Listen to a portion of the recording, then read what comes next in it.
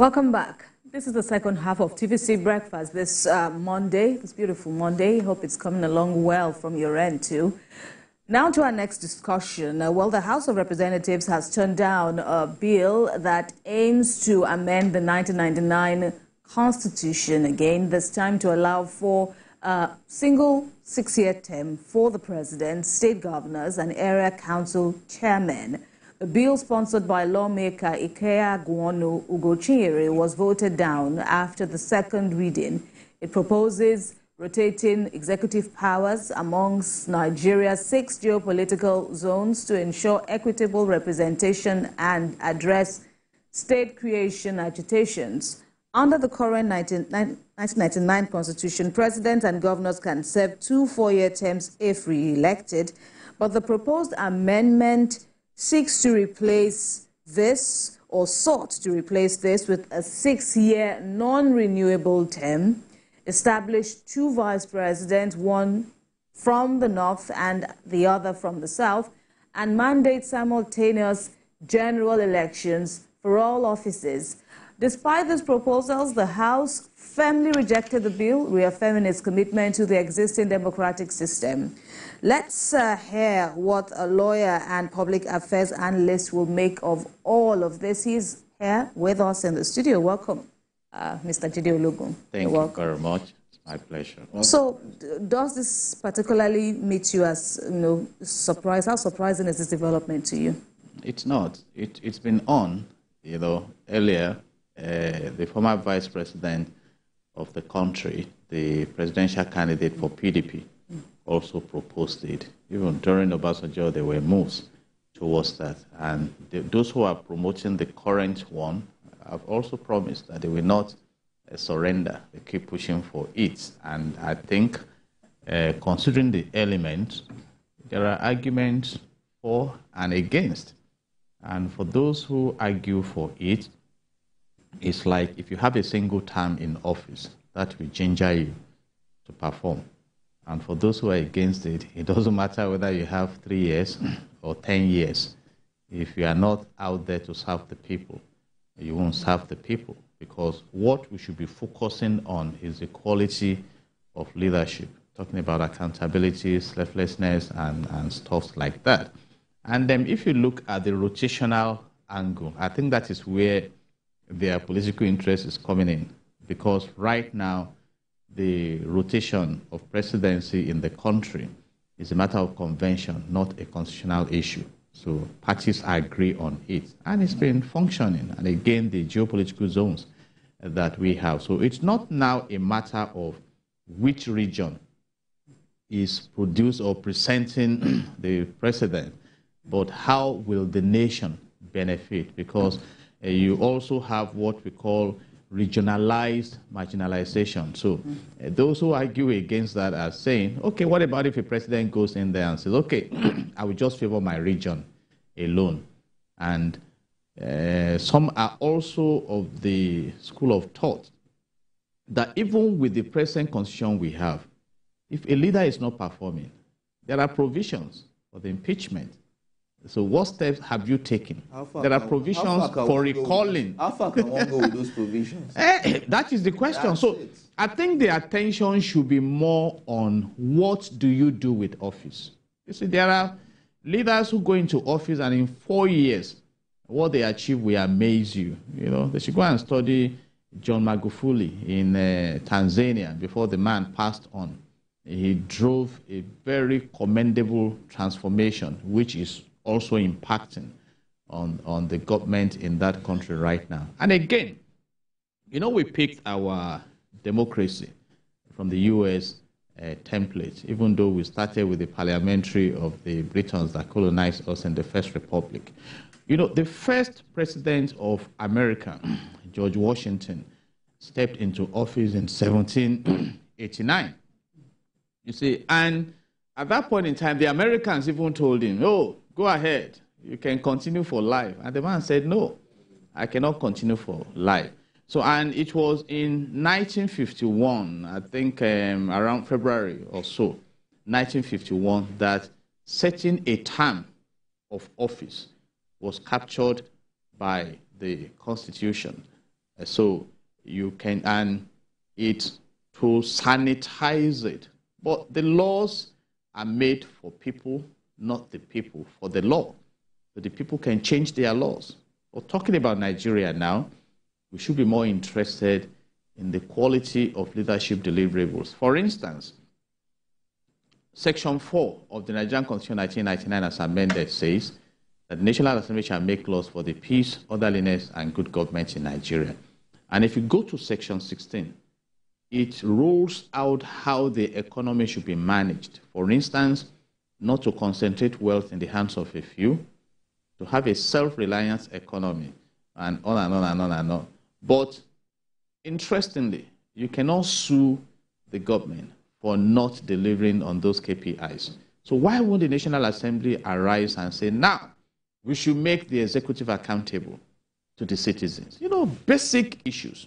Why don't they wake up and say, okay, what Section 14, subsection 2 of the Nigerian Constitution 1999 as amended says is that the security and the welfare of the citizens shall be the primary purpose of government, and amend it to say that this will be the metrics, the yardsticks for measuring security in the land, for measuring welfare of the citizens. And any leader that does not meet these criteria will be moved out of office. So why engage issues like that? But even if we get to that point where the law is tweaked to reflect, how coercive or how much of an influence would it be on a sitting government to ensure good governance or better governance for its people? Where there are consequences, it will be effective. So it's a systemic issue. And that is why I'm pointing them out one by one. This morning, the trending discussion now is that the Edo State governor has set up a 14-man panel to probe the activities of the previous governor. Good a thing. But what comes out of the probe? We woke up one morning to read about Better Edu and the Ministry of Humanitarian Affairs and Poverty Alleviation, which is now poverty reduction, how many got mismanaged. And there were prima facie facts. How far? She was suspended. We also have Kano. We also have Kano still fresh in our So mind. those are issues. Those are issues. And then until we get serious about implementing our laws, we just be dancing around it. And that is why politics will appear to be exalted above the rule of law. For instance, I have also been driving the advocacy that why do we have our elections staggered? Do you know the budget for election in Nigeria? Why can't we have it in one day and save the cost and the rigors? You see, so I agree with that. But again, like I tell Nigerians, where our focus should be really is the National Assembly. We have 109 senators and 360 House of Reps members representing us. And they are to make laws. They have oversight functions. And the judiciary is to interpret the laws. And so, but now, a majority in the House of Reps said nay to it, and the nays have it.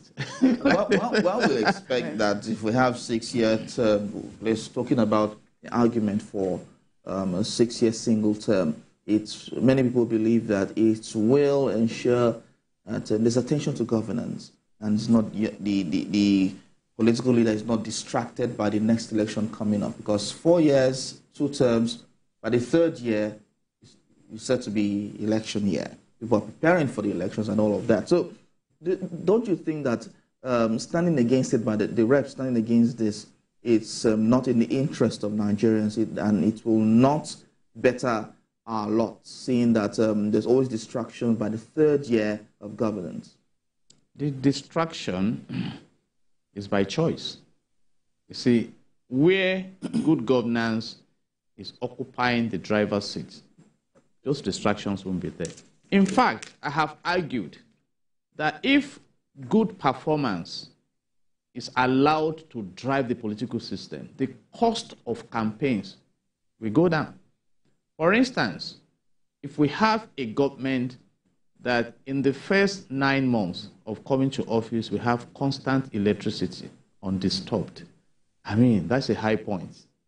You see, that we have education, that we have the pump price of petroleum brought down, not raised, that you have increased employment.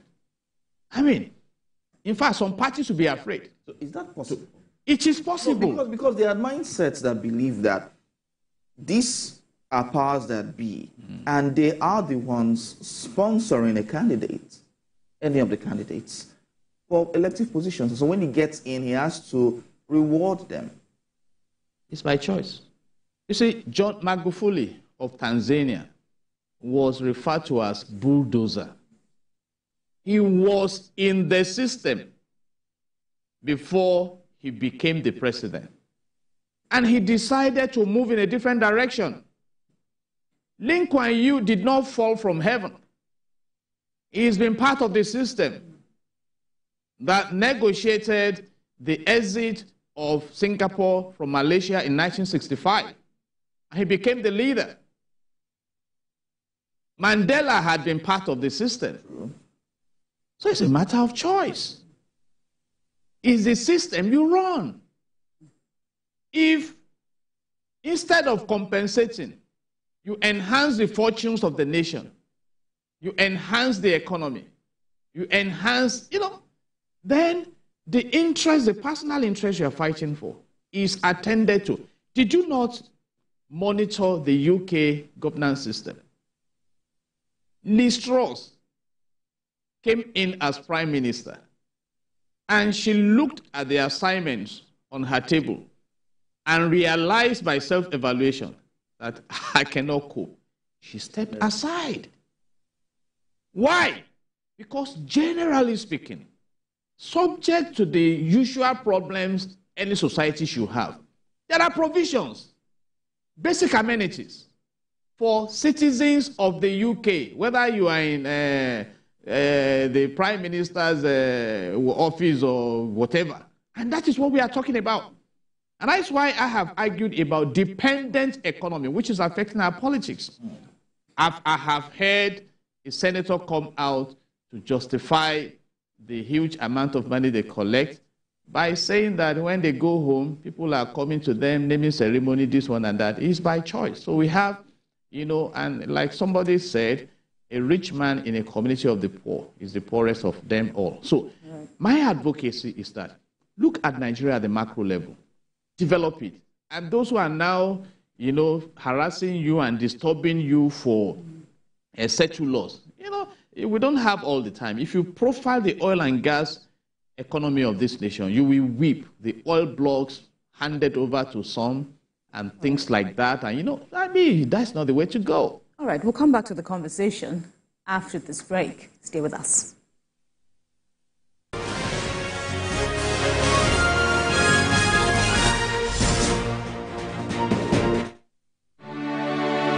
At break time, when my champ needs to keep going, he's going to need his favorite snack, containing calcium, iron, and fiber. Milo Energy Snacks, snack of future champions. Milo!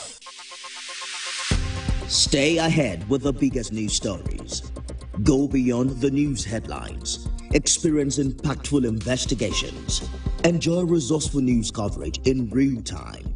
TVC News at 7 and TVC News at 10 p.m. Live every day on this channel. TVC News. First with breaking news.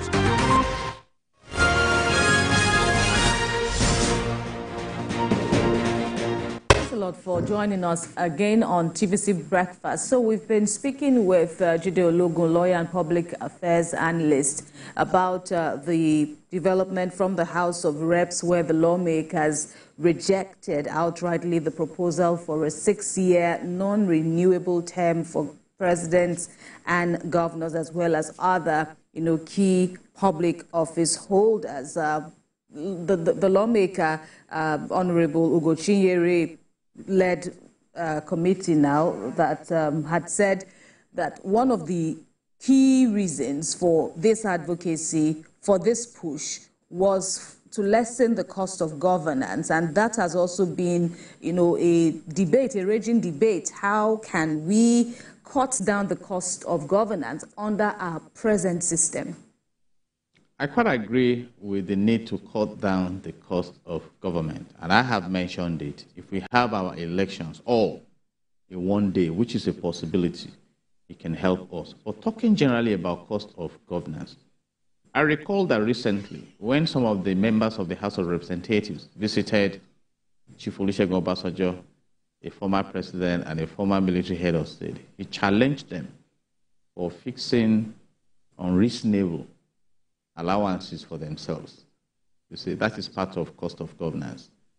And one of the senators, particularly from Kano, he came out to say that an average senator receives 21 million naira per month. That is cost of government. Recently, Asiwaju Bola Ahmed Tinubu, our president and commander-in-chief of the armed forces, pegged the number of convoy vehicles for ministers and the number of security details. See, those are, we need to just get serious about it. But can we really be serious about it? Because, okay, look at the current portfolio of ministers. At a point, Nigerians, some crop of Nigerians were speaking out that do we need that number? But, everybody has his work cut out. If you look at the National Assembly as it's presently constituted, bicameral legislature and all of that, can we really achieve that cost of governance, as is being advocated for? We can. But it's a matter of choice. And it's an assignment for the President and Commander-in-Chief of the Armed Forces.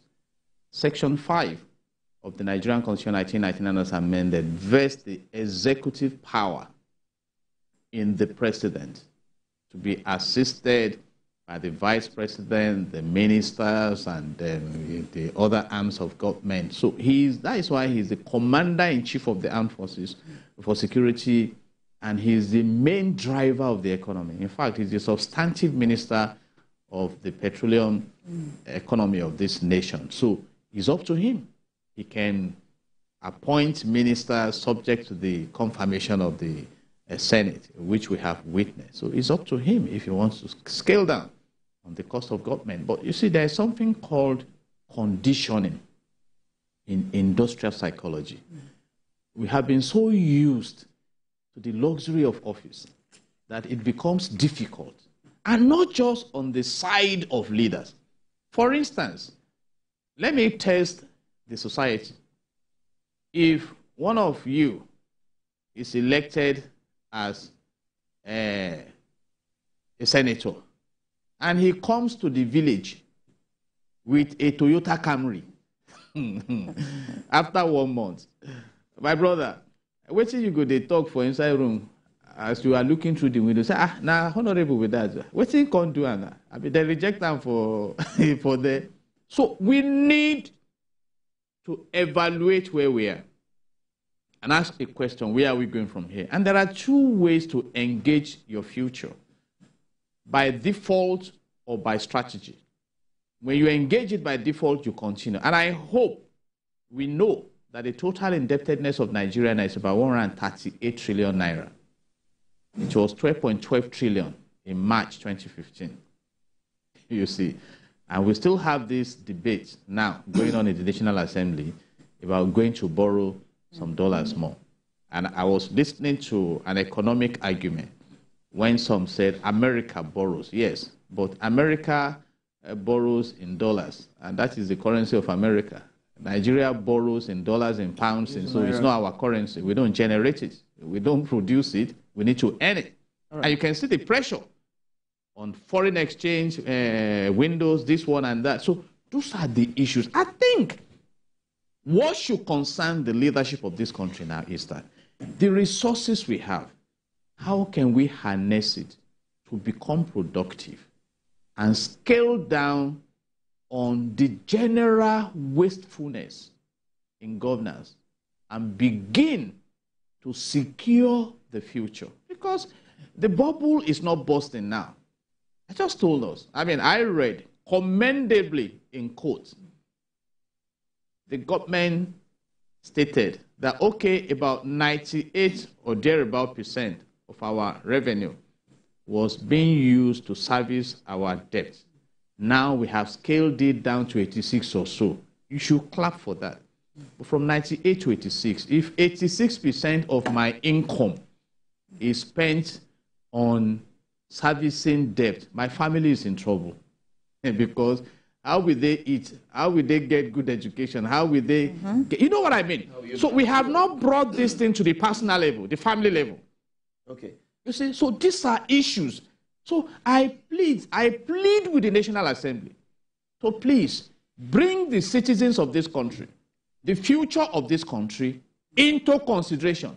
Not how do we get to office? How long do I stay in office? Even as it relates to this 6-year, one single term rule, imagine Nigerians like this. How can they go about ensuring that the leadership, the House of Reps, listen to them and agree to this? I find that question difficult to answer. I understand. One of the things we come to do, and I've done thousands of this to the glory of God, is to also bring the knowledge base, examples from around the world.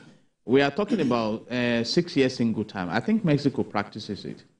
So how well has it benefited them? You can go and study that. Right. You are talking of 5 years. South Korea practices it. I just told us now that even at a time, the Americans went to George Washington that, hey, just continue in office. The man said no. So there are prioritization.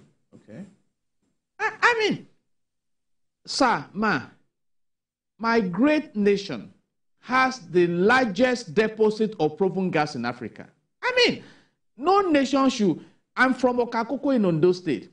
I should not go to my town and be complaining there's no pounded yam to eat. No, it's not allowed. We have farm, we have yam. In fact, when we go to that environment, you eat that pounded yam about 3 times daily. It's free. You know, even when you decide to go to a restaurant, it's like 2% of what you pay for it in Lagos. So suddenly now we just decide that, okay, pounded yam is no longer, it's now 10,000 per plate in Oka. I will protest. And that is what is happening in Nigeria. We have crude oil, we have gas, we have these things. I just say, who are the custodians of the oil blocks? Who are the oil thieves?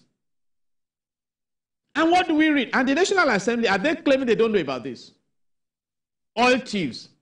Honorable Dele Alake said, and I hope that statement was not recalled, not that it was not true, that powerful people are behind illegal mining. The gold deposit in Zamfara can earn that state about $2 billion annually. You see, again, another assignment for the National Assembly. The resources of this country, mineral resources, are on the exclusive legislative list. So even though Ondo State is fortunate to have part of the second largest deposit of bitumen in the whole world in Ondo State cannot tap that bitumen. So why don't you begin to discuss that? You know, and look at the tax reform bill that is before is costing. So I think we still have a lot to do. And what can the people do? What have we not done? People have gone out to protest. Minors were arrested and charged for treason. In fact, when you talk of protests in Nigeria, now your neighbor will tell you, boy, now you serve you. So, but then let me say this. It is not he who trusts and is betrayed that has problem. It is he who is trusted and betrays. Speaking to leadership in this country. Because when you profile it, all the leaders need to function in office are provided. You know, for their oversight functions, they earn well, whether the money is borrowed or not borrowed. So what is difficult in generating commonwealth for common good? I mean, it's a point of disturbance for some of us. I keep saying it. From what we have researched, we have illicit funds channeled to Swiss bank. Some have even forgotten. Many have died leaving the money. But do you know that the interest rate in Switzerland is about 2.7% or thereabout if it has not been upgraded? You go and look at the quality of life in that environment. So what is wrong with Africa? Well, the advocacy continues, and you have all been speaking, towards the actualization of a better Nigeria, and we all hope that it will come. It will come soon. We thank you very much, Jide Ologun, for your contributions Thank God. on the program. God bless Nigeria. God bless Nigeria. Our next question.